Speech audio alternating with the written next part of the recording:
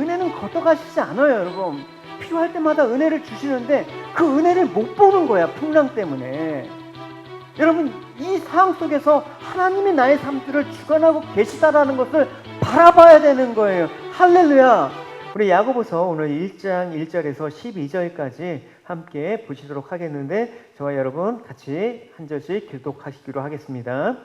제가 1절 읽겠습니다. 하나님과 주 예수 그리스도의 종 야고보는 흩어져 있는 12지파에게 문안하노라. 야고보서는 AD 40년대 후반, 그러니까 예루살렘 초대교회의 지도자였던 주의 형제 야고보가 기록한 서신서입니다. 그 당시 이제 야고보서의 배경을 우리가 좀 살펴볼 필요가 있어요. 그 당시 이제 초대교회가 태동하면서 성령이 강림하셔갖고 막 거대한 이제 폭발적인 부흥이 일어났단 말입니다. 그리고 서로 이제 나누고 통용하고 그런 아름다운 일들도 일어났단 말입니다.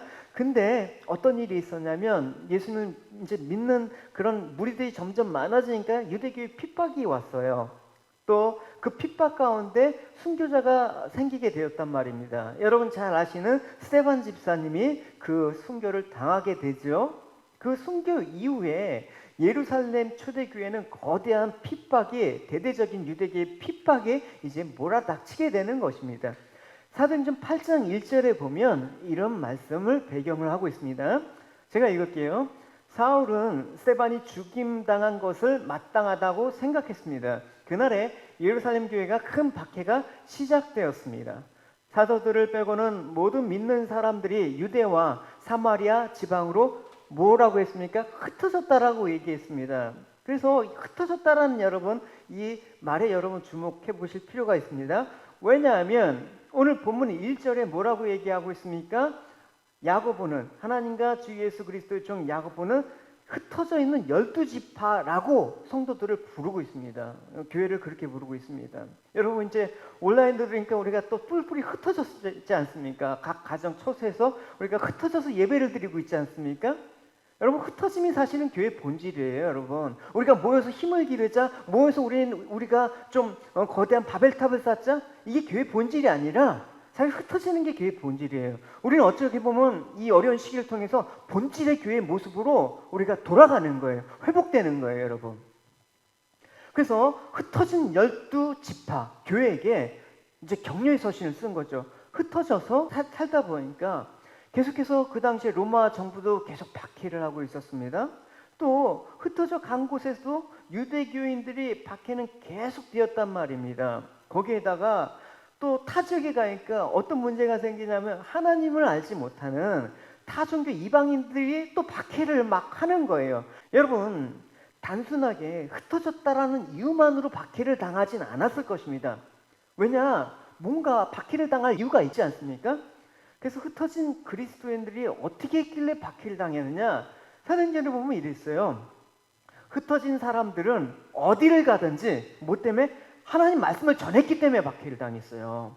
흩어진 이유로 박해당한 거 아닙니다. 흩어진 사람들이 복음을 만약에 전하지 않았다, 아니면 그냥 현실의 상황에 그냥 수용해서 그냥 가만히 있다가 그냥 이렇게 조용히 묻혀서 살자 세상에, 이런 박해 당하지 않죠. 여러분, 성도는 어디 가나 성도로 살아야 되는 것입니다. 할렐루야. 여러분, 이 점을 잊으면 안 되는 것입니다. 우리가 모일 때도 여러분 그리스도인으로 모이지만, 이렇게 또 흩어져서 예배를 드려도 우리는 그리스도인으로 예배 드리는 거예요, 여러분. 그래서 우리는 세상 속에서 세상 사람들과 이렇게 접하면서 살죠. 그러나 이 접하는 이 세상 속에서 내가 그리스도인, 성도라는 사실을 잊으면 안 되는 것입니다. 우리가 근데 자주 주어진 상황과 형편에 끌려가는 것입니다. 계속해서 교회가 락다운되니까 막 정신이 없는 거야, 여러분. 교회가 막 표면적으로 힘든 상황들이 막 몰아닥치니까 이 자리에 있으니까 막 그냥 날아갈 것 같아. 그러나 사도 바울이 고백하지 않습니까? 어디에서든 어느 형편에서든지 오직 내 몸에서 그리스도가 존귀하게 되어야 된다. 이것이 나에게 주어진 사명이다. 이걸 고백할 수가 있어야 되는 것입니다. 근데 이런 고백들이 자꾸만 사라지는 거야. 어떻게 하면 이 형편을 해결할 수가 있지? 어떻게 하면 이 어려운 시기를 돌파할 수가 있지? 이걸 생각하니까 복음 전파는 사라지고, 똑같이 세상 속에서 한 인간의 삶의 모습으로 발버둥 치는 거예요. 아, 다 같이 어렵다니까 뭐 믿는 사람들이라고 별 수 있어? 우리도 발버둥 치는 거야. 그게 아니라 어디를 가든지 하나님 말씀을 전했던 초대교회 그 교인들의 모습을 우리는 도전 삼아야 되는 것입니다. 그래서 초대교회에 흩어진 연약한 성도들이 이렇게 흩어져 버리니까 개중에는 스데반 집사님처럼 이렇게 순교를 당하는 사람, 핍박을 감수하는 사람도 있겠지만, 그러다 보니까 신앙적인 회의에 빠져서 이제 믿음을 저버리는 사람도 생긴 거예요. 그래서 안타까운 마음에서 이제 2절을 보면 야고보 사도는 이런 상황 가운데 권면하는 거예요. 2절을 보시면 내 형제들아 너희가 여러 가지 시험을 만나거든 온전히 기쁘게 하라 권면하는 것입니다.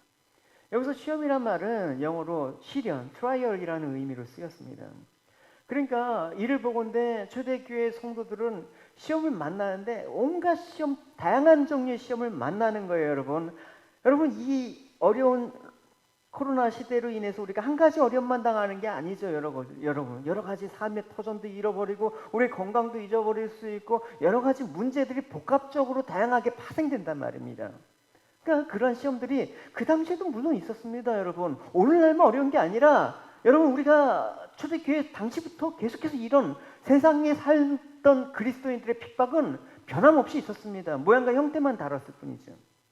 그래서 2절에서는 이런 시험 가운데 이제 시험이 곧 끝난다 이게 아니죠. 앞으로도 시험이 있을 거다라는 얘기예요. 그러니까 어떻게 합니까? 격려이니 또 앞으로 계속 이런 시험이 당할 때마다 어떻게 하라? 온전히 기쁘게 여기라 권면하고 있습니다. 그러니까 여러분 시험을 기쁘게 여기라, 온전히 기쁘게, 그것도 온전히 기쁘게 여기라. 여러분 이게 인간적인 자연적인 반응을 무시한 권면이라고 할 수 있지 않습니까, 여러분? 슬픈데 힘든 사람한테 야 기쁘게 견뎌 이러면 여러분 원망을 듣지 않습니까, 여러분? 그런 상황이란 말입니다. 근데 이 말의 진위가 뭔지 여러분 잘 보시면 어떻게 여러 가지 시험을 받는 성도가 기뻐할 수 있습니까? 그 이유가 3절과 4절에 나와 있습니다. 우리 같이 읽도록 하겠습니다. 이는 너희 믿음의 시련이 인내를 만들어내는 줄 너희가 알미라. 인내를 온전히 이루라. 이는 너희로 온전하고 고비하여 조금도 부족함이 없게 하려고. 무슨 소리입니까?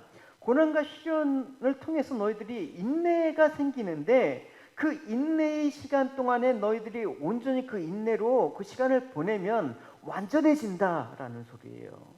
다시 말해서 하나님께서 허락하신 고난과 시련은 성도에게 무익한 것이 아니라 이것은 너희들이 온전케 되기 위한 필수 과정이라고 말씀을 하고 있기 때문에 이 시험은 값진 것이다. 그러니까 온전히 기쁘게 여기라 라고 야고보 사도는 권면을 하고 있는 것입니다.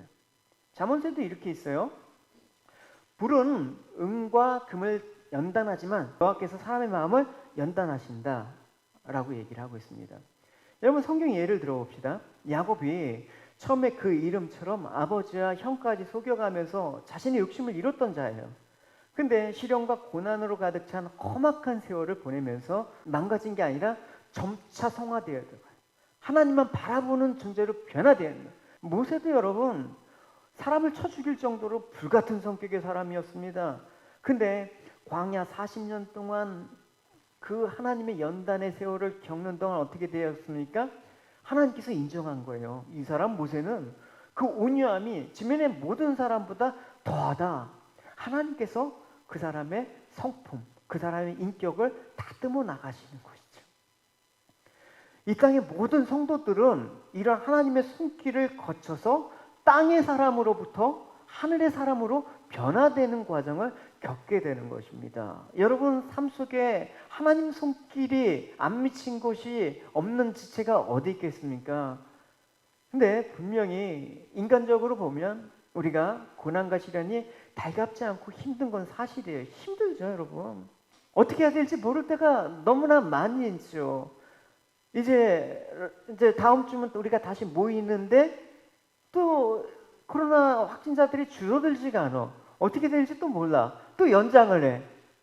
예, 그럴 때마다 낙담이 찾아오죠. 왜 힘이 안 들겠습니까? 내가 얼마나 더 여기서 버틸 수 있을까라는 생각조차 들게 되는 것이죠. 그럴 때 어떻게 하라? 좌절하라? 그럴 때 절망하라? 그럴 때 포기하라? 그게 아니죠. 오늘 이 상황 가운데 주님께서 말씀하시는 것입니다. 뭐라고요? 구하라. 뭘 구하라? 지혜를 구하라. 5절 말씀이에요. 같이 읽어봅시다. 너희 중에 누구든지 지혜가 부족하거든 모든 사람에게 후히 주시고 꾸짖지 아니하시는 하나님께 구하라. 그래야면 주실 것이다. 여기서 지혜는 단순한 지혜가 아니죠. 시련과 고난을 이겨내기 위한 지혜를 의미하는 것입니다. 그러니까 시험을 만났을 때 능력과 지혜가 부족해서 어려움을 겪는다 그러면 어떻게 해야 될지 모른다 한다면 하나님께 구해서 이겨라 라는 권면의 말씀인 것입니다. 그러니까 하나님의 도움을 받아 이겨낸 시험만이 성도를 온전케 한다라는 것, 성도를 거룩케 한다라는 것입니다. 이걸 여러분 조금 바꿔서 생각을 해봅시다. 뭐냐? 하나님의 도움과 인도하심이 없는 시험과 고난은 상처와 피해만을 남기는 거예요. 무조건 다 시험과 고난이 좋은 건 아니에요. 그러니까 고난의 의미가 양면적인 성격을 갖고 있습니다.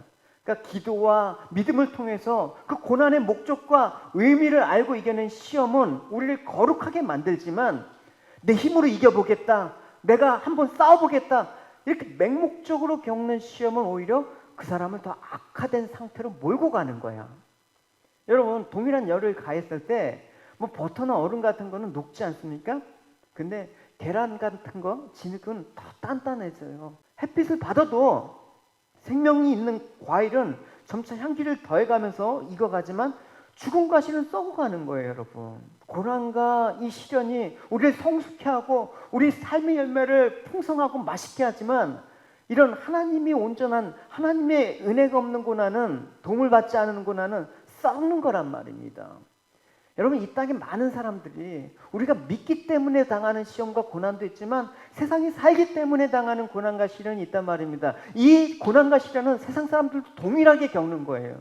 돈 없으면 힘들고, 뭐 자녀가 속상하면 힘들고, 뭐 직장 위태로우면 힘들고, 사업이 안 되면 힘들고. 그러나 믿는 사람은 뭐가 달라요? 똑같이 힘들지만 하나님께서 이 온전케 하시는 지혜로 말미암아 이걸 통해서 성숙해 가는데 하나님 믿지 않는 사람은 망가지는 거야. 더 완고해지고 흉폭한 성격으로 변하는 것입니다. 그래서 주위 사람들한테 피해를 줘요, 여러분. 내 쓴풀이, 내 그 아픔들을 다른 사람한테 막 퍼붓는 거야.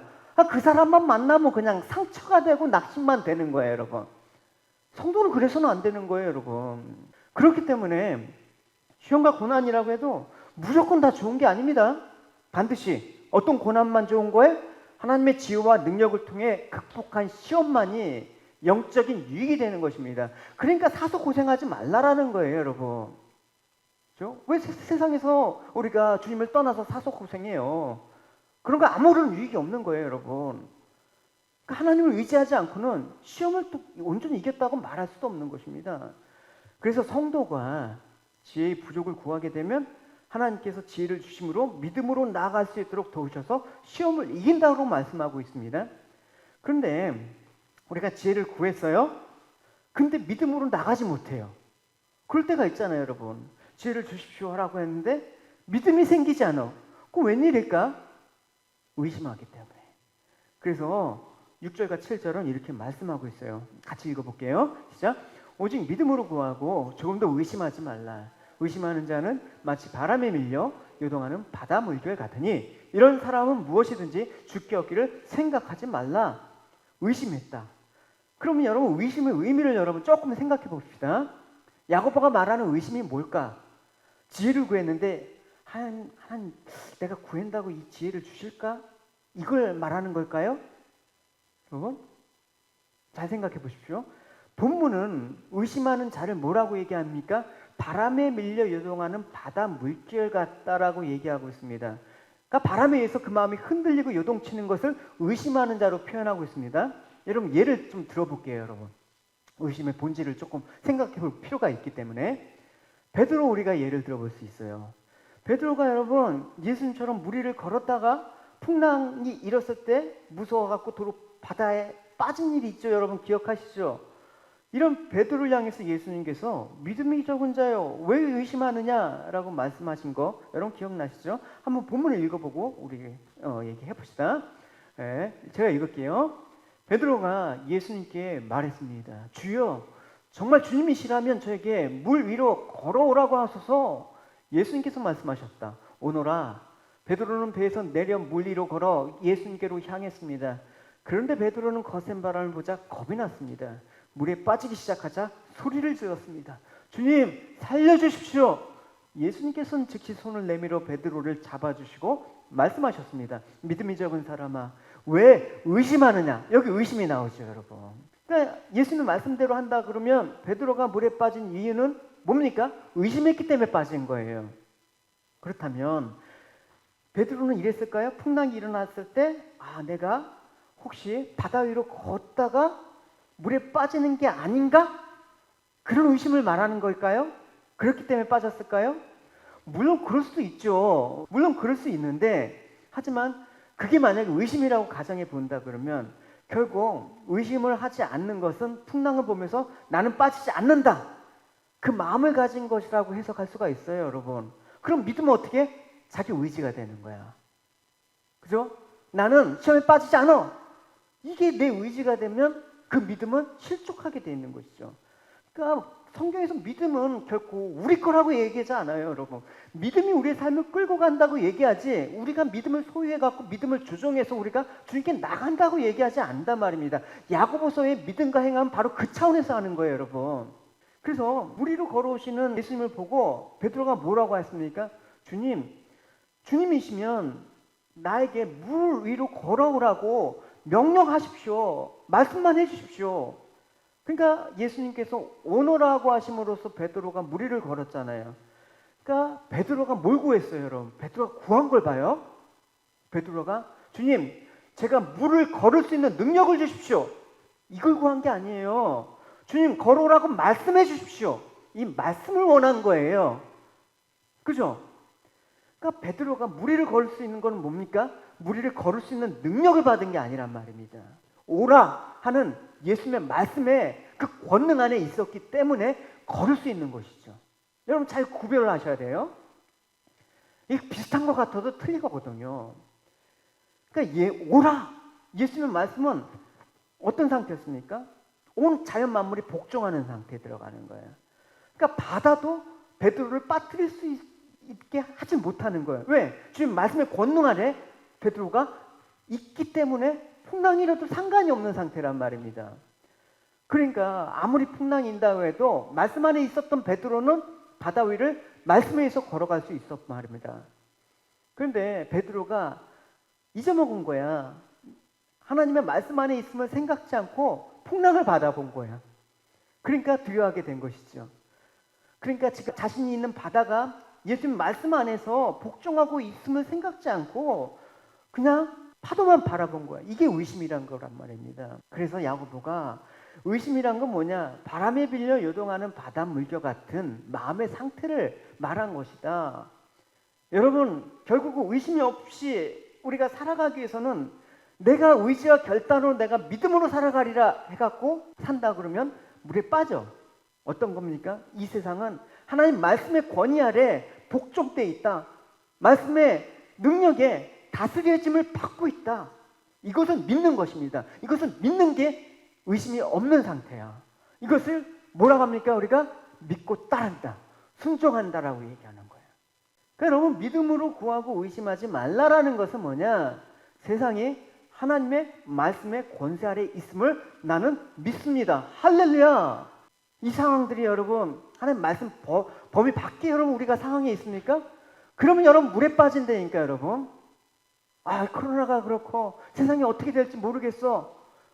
근데 이 모든 것들이 하나님 말씀 안에 복종되어 있는 상태라고 믿으면 요동하지가 않는 거야. 할렐루야. 그러나 그거 있는 순간 물에 빠진다니까 여러분. 이 두려움에 여러분 신앙도 잃고 다 잃어버려. 그러니까 세상이 하나님의 말씀의 권세 아래 있음으로 인해서 세상의 그 무엇도 하나님 백성을 회방할 수 없어. 피해를 줄 수 없어. 해를 가할 수 없어. 위해를 가할 수 없어. 그걸 믿고 너희들 지혜를 구하라는 거예요. 그러면 세상에서 너희가 어떤 시험을 만난다 해도 흔들림 없이 인내하면서 믿음으로 살게 될 거야 라고 말씀하시는 것입니다. 그런데 세상이 하나님의 권세 아래 있는 것들을 보지 않기 때문에 이런저런 일로 무서워하고 염려하게 되는 것입니다. 얼마나 여러분 협박합니까? 여러분 얼마나 여러분 세상이 여러분들을 두렵게 합니까? 겁을 줍니까? 이러다 살다가 어떻게 되지? 이런 마음으로 무엇을 구해도 주님께서 뭐한다? 얻지 못할 것이다. 요동치 않는 그 지혜를 구해라. 하나님께서 주지 않는다라는 의미가 아니라 이것은 하늘의 좋은 것을 이미 베푸셨는데 풍랑이 있는 그 상태를 두려워하는 마음으로는 아무리 기도해도 하나님의 베푸신 것들이 좋은 건지 못 본다라는 거예요. 그게 장님 아니에요, 여러분. 하나님의 은혜는 걷어가시지 않아요, 여러분. 필요할 때마다 은혜를 주시는데 그 은혜를 못 보는 거야, 풍랑 때문에. 여러분, 이 상황 속에서 하나님이 나의 삶들을 주관하고 계시다라는 것을 바라봐야 되는 거예요. 할렐루야. 하나님이 우리 교회를 붙잡고 계시다라는 걸 바라봐야 되는 것입니다. 할렐루야. 그래서 이 하나님의 은혜를 보지 못한 상태, 하나님의 베푸심을 못 보는 상태, 이거를 뭐라고 얘기하냐? 8절에서 두 마음을 품어서 모든 일에 정하지 못한 자다. 그냥 상황에 따라 내 마음도 뺏기고 상황에 따라서 그냥 막 가버리는 거야. 세상이 흔들려갖고 여러분. 하나님이 세상을 다스림을 보지 못하고 세상을 보면서 근심하고 염려하는 마음을 뭐라고 합니까? 두 마음을 품은 자라고 얘기하고 있는 것입니다. 그렇다면 우리는 결국 두 마음을 품고 사는 사람입니까? 아닙니까? 그럼 여러분 스스로 물어보세요. 시편에서 이렇게 고백하고 있습니다. 내가 두 마음 품는 자들을 미워하고 주의 법을 사랑하나이다. 두 마음을 품는다라는 걸 영어로 더블 마인드라고 알고 있습니다. 두 가지. 그러니까 이 마음들을 이제 열왕기 18장에 보면 이렇게 번역하고 있습니다. 두 가지 옵션 사이에서 이렇게 갈등하는 거. 엘리야 선지자가 썼어요. 여러분 잘 아시는 이 두 마음이 바로 이거예요. 둘 사이에 똑같은 거예요. 그죠? Between two different options. 여러분, 엘리야 선지자가 갈멜산에서 이스라엘 백성을 향해서 우상인 바알보다 너희들이 하나님이신 참하나님 여호와를 따르라고 요구하고 있습니다. 이런 거 있죠. 엘리야가 모든 백성에게 가까이 나아 이르되 너희가 어느 때까지 둘 사이에서 머뭇머뭇하느냐. 이게 두 마음을 품는 거라니까요. 여호와가 만일 하나님이시면 그를 따르고 바알이 너희들이 하나님이면 그를 따라가라. 백성이 한마디도 대답하지 아니하리라. 여러분 왜 대답을 안 합니까? 확신이 없기 때문에. 엘리야가 머뭇거리는 이스라엘 향해서 중심을 잡지 못하고 두 마음을 가진 이들을 책망하는 거예요. 흔들리면서. 여러분 외적인 조건과 형편의 영향을 받으면서 살아가는 게 바로 이스라엘이었어요. 그 광야에서 매일 그렇잖아요. 여러분 배고픈 걸로 인해서 보이는 걸로 인해서 원망과 불평이 떠나가지 않았지 않습니까? 여러분의 인생은 어떻습니까? 하나님과 바알 사이에, 하나님 주님과 세상 사이에 머뭇거리는 것이 아니라 여러분 분명한 중심된 것 오직 그리스도의 십자가만을 바라보고 붙들면서 흔들림 없이 비틀거림 없이 참된 진리로 달려나가시는 여러분이 되셔야 된단 말입니다. 할렐루야. 사람의 인생은 여러분 어떻게 평가합니까? 지금은 평가할 수 없어요. 여러분 제가 항상 얘기하죠. 여러분 살아보고 얘기하자. 사람의 인생은 그 마지막을 평가할 수가 있는 것입니다. 정말 그 사람 평생 동안 길과 진리와 생명이신 그리스도를 아는 자로 죽었느냐 아니면 알지 못한 불신자로 죽었느냐 그거예요. 여러분 그거에 따라서 평가하는 거예요. 누구든 세상에서 어떤 인생을 살았건 예수님을 알지 못한 자로 죽었다 그러면 결국 영원한 사망 지옥으로 들어가는 거 아닙니까? 여러분 세상에서 몇십 년 호화롭게 산다고요? 그게 무슨 의미가 있습니까? 그것 때문에 예수님을 알 필요도 느끼지 못한 채 세상 떠나게 되면 영원한 고통에 빠져들게 되었다면 그 인생이 성공입니까? 그 인생이 가치 있는 인생입니까? 그러니까 우리는 어떤 기도를 해야 됩니까? 항상 두 마음을 품는 이 마음들 낮춰주십시오. 그렇게 기도하는 거예요. 그렇게 지혜를 구하는 거예요. 그게 내가 지혜가 없음을 주님께 구하면서 후해 주시는 주님을 바라보는 거예요. 그러면서 하늘의 것만을 소망하는 자로 살게 해달라는 기도, 그게 오늘날 우리에게 필요한 기도 아니겠습니까? 여러분, 세상이 하나님의 그 권세 아래 있음을 보지 못하고 내가 진심으로 필요한 것이 무엇인지 모른다 그러면 지혜 없는 자예요. 이걸 알게 해달라고 기도를 해야 되는 거예요. 그럴 때 하나님께서는 후히 주십니다. 할렐루야. 주님만을 위해서 살기로 한다는데 여러분, 그 사람이 여러분 죽겠습니까? 그 사람이 세상에서 그 풍랑 속에서 죽게 하나님께서 내버려 두겠습니까? 그러니까 너희도 어떤 시험을 만나도 인내하면서 천국만을 소망할 수 있도록 내가 도와줄게. 할렐루야. 그런 자의 모습을 오늘 9절에서 10절은 이렇게 말씀하고 있어요. 우리 다 같이 함께 읽어보도록 할게요. 시작. 낮은 형제는 자기의 높음을 자랑하고 부한 자는 자기의 낮아짐을 자랑할지니 이는 그가 풀의 꽃과 같이 지나감이라.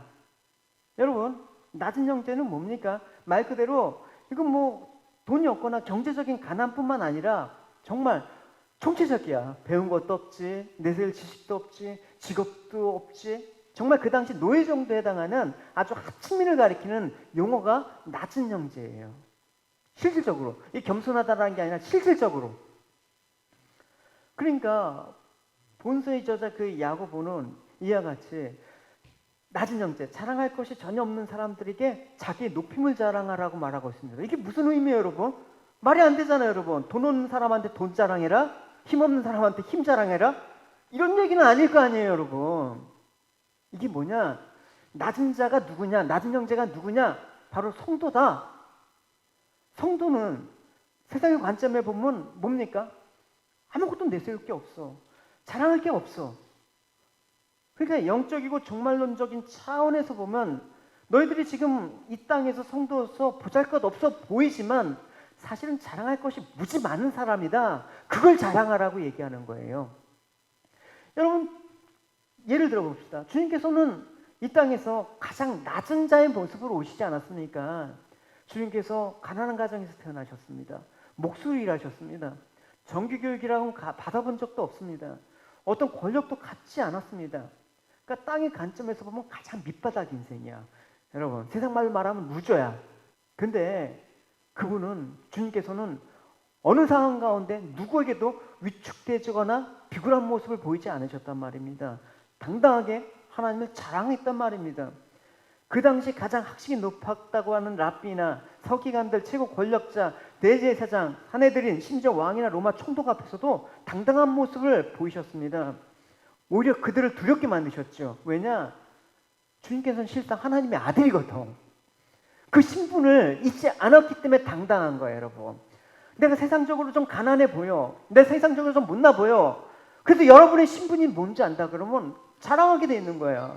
이런 자부심은 주님만의 것이 아니라 바로 너희들에게도 이런 자부심이 있어야 된다고 얘기하고 있습니다. 내가 성도로 살아간다는 이 자부심이 없으면 여러분 세상과 비교해서 늘 나는 손해보는 것 같아.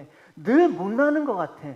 그러다 보면 믿는 게 내 자랑이 될 수가 없어. 주님의 은혜, 그게 여러분 자랑이 될 수가 없어요. 주님의 부유함이 자랑이 될 수 없어요. 현실은 착막 흔들려. 그게 아니지 않습니까? 우리가 하나님의 후사, 하나님의 자녀로 천국의 기업을 주시지 않았습니까? 주님께 받은 은혜가 자랑할 게 없습니까, 여러분? 넘칠 정도로 많이 있습니다. 예컨대 성도들이 그리스도의 피로 죄 씻음을 받고 의롭다함을 받은 의인들이야. 동시에 하늘의 시민권을 가진 천국 백성이야. 이것만 해도 세상 금옥과도 비교할 수 없는 자랑거리가 아닐 수 없지 않습니까? 하지만 우리 자랑거리는 더 많이 있습니다. 세상이 받지 못한 성령 하나님이 우리와 내주하고 있어. 천사도 사모하는 복음의 진리가 있어. 하나님 아바 아버지라고 부를 수 있어. 장차 천사들까지 심판한 권세도 가지고 있어. 이루 말할 수 없는 이 천국 영광에 대한 약속과 소망이 있는데 우리는 왜 자랑거리가 없다고 합니까, 여러분? 이걸 자랑하라. 너희들이 낮은 자라면 너희들의 부함을 자랑하라. 야고보 사도는 이런 얘기를 하고 있습니다. 그래서 사도 바울은 늘 핍박을 당하면서 결박을 당하면서도 당당할 수가 있었습니다. 사도 바울의 얘기를 여러분 들어봅시다. 바울이 대답했습니다. 짧은 시간이든 긴 시간이든 왕뿐만 아니라 지금 제 말을 듣고 있는 모든 사람들이 이렇게 결박된 것 말고는 어떻게 한다? 저처럼 되기를 하나님께 기도합니다. 뭡니까 여러분? 나처럼 되기를. 나같이 지질도 가난하고 핍박받고 매맞고 다니는 그런 인생 되기를 바랍니다. 이겁니까? 아니지 않습니까? 내가 실상은 하나님의 자녀로서의 권세와 이 부유함이 있는 자라는 거를 여러분들이 알고 여러분들도 예수 믿고 그렇게 되라는 거야. 그러니까 여러분, 현재 세상에서 아무것도 가진 것 없고 내세우거나 자랑할 것이 없다고 불평하고 낙심할 이유가 없다라는 것입니다. 영적인 눈을 뜨고 종말론적인 관점에서 현재의 여러분을 다시 한번 살펴보십시오. 할렐루야. 나에게 얼마나 놀라운 자랑거리와 약속들이 있는지 새삼 발견되기를 여러분 축원합니다. 그리고 9절에 보면 이제 낮은 자는 자기 높임을 자랑하라고 얘기를 했는데 반대로 또 10절은 말하고 있습니다. 너희들 부한 자는 어떻게 하라? 낮아짐을 자랑하라고 얘기하고 있습니다. 뭐 믿는 사람들 중에서도 돈도 많고 명예를 가진 사람이 있죠, 여러분. 그런 사람은 어떻게 하라? 자기의 낮아짐. 그러니까 이걸 똑같이 종말론적인 관점, 영적인 관점에서 보면 이 땅의 부귀영화들은 들풀과 같이 쉽게 사라질 것이니까 그걸로 인해서 교만할 필요 없다라는 얘기예요. 사도 바울도 동일한 관점으로 이와 같이 말씀하고 있습니다. 성도 여러분, 내가 하고자 하는 말은 이렇습니다. 시간이 얼마 남지 않았습니다. 지금부터는 아내가 있는 사람은 아내가 없는 사람처럼 사십시오. 우는 사람은 울지 않는 사람처럼, 기쁨에 넘친 사람은 기쁘지 않은 사람처럼, 물건을 사는 사람들은 자기가 산 것을 가지고 있지 않은 사람처럼 사십시오. 세상 물건을 쓰는 사람은 그것들에 마음이 빼앗기지 않는 사람처럼 사십시오. 그것은 이 세상의 현재 모습이 지나가고 있기 때문입니다. 자랑할 필요 없다. 그러니까 신앙생활은 예수님께 매여서 사는 것입니다. 예수 외에는 다 끊어버리는 것입니다. 이게 뭐 내가 지금 가지고 있는 거 버리라는 의미는 아닙니다. 그 말이 아니라 지금 내가 살아가는 이 세상의 목적과 의미를 두지 말라라는 것입니다. 오직 예수 그리스도만이 나의 목적과 삶의 의미로 두라는 얘기입니다. 나는 무엇에 매여 삽니까? 매여 살면 특징이 있어요. 두려움이 와요. 그렇지 않습니까, 여러분? 예를 들어서 직장에 매여. 그러면 어떻게? 내 쫓겨나는 게 두려워. 사업에 매여. 그럼 망할까봐 두려워. 자식에 매여. 자식이 공부 못할까봐 두려워. 그럴 때 하나님께서 나와 함께 하시는 즐거움과 평안은 어느새 사라지고 불평과 원망만이 마음에 가득 나요. 나는 왜 이래? 나는 왜 이렇게 어려움만 있는 거야? 나는 왜 이렇게 자식들이 속을 썩여? 왜 이렇게 하는 일마다 이렇게 안 돼? 여러분 매어서 살지 마십시오, 여러분. 성도란 세상에서 가치 있는 것들이라고 생각하는 거에 대해서 매이는 게 아니라 그런 것들이 하나님 나라에서 얼마나 보잘것없고 하찮은 건지 증거하는 겁니다. 그래서 11절은 이렇게 말씀하고 있어요. 같이 읽어보겠습니다. 해가 돋고 뜨거운 바람이 불어 풀을 말리면 꽃이 떨어져 그 모양의 아름다움이 없어지나니 부한 자도 그 행하는 일에 이같이 세잔하리라. 우리가 아무리 가치를 두고 귀하게 여긴다 하더라도 풀의 꽃처럼 귀함도 아름다움도 모두 사라질 때가 있다. 결국 세잔하고 마는 것이 세상 이치라는 것입니다. 뭐냐? 세상은 영원한 것이 없다라는 것입니다. 지혜는 바로 세상의 이러한 현실을 깨닫는 게 지혜예요, 여러분. 세상 것이 헛되다라는 걸 인정하는 거, 그것도 중요한데 그걸로만 끝나서는 참 지혜가 아닙니다. 어떻게 더 나가야 돼요? 세상 것이 헛되기 때문에 세상 것을 의지하지 않고 헛되지 않는 것을 영원한 것을 소망하는 데까지 나가야 된다는 것입니다. 이게 참된 지혜인 것입니다. 결국 여러분 지혜란 무엇입니까? 우리가 자문서에서도 계속 나눴지만 지혜란 세상 현실을 보게 하는 거예요. 아, 그래서 영원하신 그리스도를 소망하게 하는 그 힘이고 능력이 지혜란 말입니다. 하나님께서 세상을 살아가기 위한 지혜를 구한 게 아니라 이 세상 것이 아무것도 아니라는 이 소망을 갖는 지혜를 구하라는 얘기를 하고 있는 것입니다. 예레미야서에서도 이렇게 말하고 있습니다. 여호와께서 이렇게 말씀하셨다. 지혜로운 사람은 자기의 지혜를 자랑하지 말고, 힘 있는 사람은 자기 힘을 자랑하지 말고, 부유한 사람은 자기의 부유함을 자랑하지 말라. 오직 자랑하고 싶은 사람은 나를 깨닫고 아는 것을 자랑하라. 나 여호와가 자비롭고 공평하다는 것을 자랑하고, 내가 땅 위에서 올바른 일만 한다라는 것을 자랑하여라. 이런 자랑은 나를 기쁘게 한다. 나 여호와의 말이라. 여러분, 하나님을 기쁘게 하는 이런 자랑이 우리에게 있어야 된다는 것입니다. 자랑하는 자는 이렇게 하나님을 깨닫고 아는 것을 자랑하라. 하나님을 아는 지혜가 우리로 하여금 하나님의 행하신 일들을 감사하게 하고 하나님을 바라보게 한다라는 것입니다. 그래서 하나님을 아는 사람은 하나님께 마음을 두게 되는 거예요. 나의 마음이 끌리도다. 험한 십자가를 항상 사랑함은.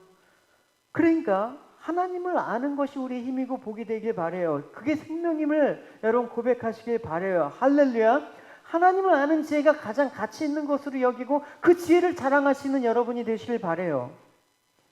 세상이 자랑하는 그 모든 것에 과연 구원이 있는지 생각해 보시란 말입니다. 세상 어디를 가봐도, 우리가 인생 살아봐도 구원이 어디에 있습니까? 세상 그 무엇도 죄 가운데 있는 우리를 구출하여 구원에 이르는 능력이 되지 못합니다. 아무리 의학 기술이 발전해도 바이러스 하나 없애지 못하는 게 현실 아닙니까? 바이러스의 변이만 일어나도 다시 몸살을 앓고 있는 게 작금의 현실 아닙니까? 어디 구원이 있단 말입니까? 그러므로 세상에 있는 것은 우리의 목표로 삼고 추구할 가치가 되지 못하는 거예요. 하나님께서 주어지면 감사하게, 겸손하게 그냥 받으면 되지만 그게 우리의 자랑이 될 수가 없는 거예요.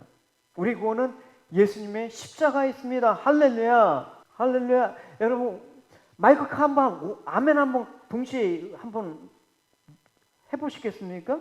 우리 구원은 예수님의 십자가에 있습니다. 할렐루야. 예, 아멘. 예수님의 십자가에 피 흘려 죽으신 우리 그 예수님을 알고 하나님의 사랑을 알고 예수님의 피의 공로를 알면 여러분 가장 존귀하고 가치 있는 사람이에요. 여러분 그 사람이 가장 부유하고 존귀한 사람이라는 것입니다. 할렐루야. 그래서 골로새서에 고백하죠. 여러분은 그리스도와 함께 다시 살아났습니다. 그러므로 하늘에 있는 것에 마음을 두십시오. 그곳에서는 그리스도께서 하나님 우편에 앉아 계십니다. 하늘에 속한 것을 생각하고 땅의 것에 마음을 두지 마십시오. 여러분, 이 말씀처럼 성도는 땅에서 하늘에 있는 것을 생각하면서 살아가는 존재다. 하늘의 영원한 가치를 세상에 심는 자로, 알리는 자로 살아가는 존재다. 그러니까 보물의 가치가 달라지는 것이죠. 성도가 보물을 하늘에 쌓는 삶은 뭡니까? 세상 것에, 세상에 귀하다라고 여기는 모든 것들을 풀의 꽃처럼 헛됨을 알고 하늘을 소망하는 믿음으로 사는 것입니다. 할렐루야. 그 믿음은 우리 것이 될 수가 없습니다. 하나님께서 은혜를 주셔야만 믿음으로 살아갈 수 있는 것입니다. 여러분 의지나 결단으로 여러분 믿음 생활하려고 하지 마십시오. 결국은 세상 어려운 가운데 믿음 지킬 수가 없습니다. 그런 믿음 바다에 빠지고 맙니다. 항상 어떤 것으로도 살 수 없는 하늘의 의로움을 입었음을 자랑하시면서 은혜와 사랑을 감사하고 증거하는 자로 사시는 여러분이 되시기 바랍니다. 하늘의 것을 자랑하는 그가 성도인 것입니다. 그래서 야고보 사도는 마지막 12절에 이렇게 고백하고 있어요. 시험을 참는 자는 복이 있나니 이는 시련을 견뎌낸 자가 주께서 자기를 사랑한 자들에게 약속하신 생명의 멸류관을 얻을 것이기 때문이다. 야고보 사도는 핍박으로 흩어진 초대교회 성도들에게 현재 당하는 모든 시험과 고난을 너희들이 기쁨과 믿음의 인내로 극복함으로써 하나님으로부터 생명의 멸류관을 받을 것이다 라는 소망을 주고 있습니다. 여러분, 저는 이 상황 가운데 여러분 나아질 거야, 여러분들이 비즈니스가 잘 될 거야, 여러분 자녀가 잘 될 거야, 이런 권면 따위는 하고 싶지 않습니다. 오직 하나, 이 모든 상황으로부터 인내하십시오. 할렐루야. 인내하고 견디심으로 말미암아 우리에게 지혜를 주시는 하나님으로 인해서 믿음으로 살게 될 때 생명의 면류관, 영원한 하늘의 기업을 여러분 받을 것입니다. 할렐루야. 오직 이런 권면을 하고 싶습니다.